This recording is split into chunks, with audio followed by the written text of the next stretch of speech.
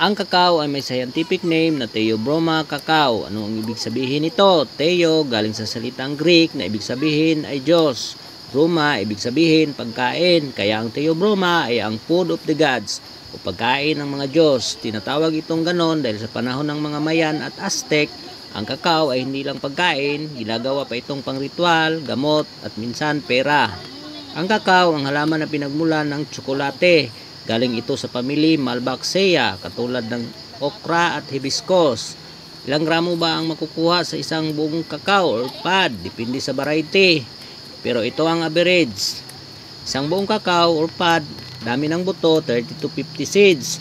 Bigat ng basa o bagong buto, 120 to 180 grams. Bigat ng tuyo o pagkatapos i-ferment at i-dry, 30 to 50 grams na lang kasi lumiliit habang natutuyo. Follow for more tips. Happy farming!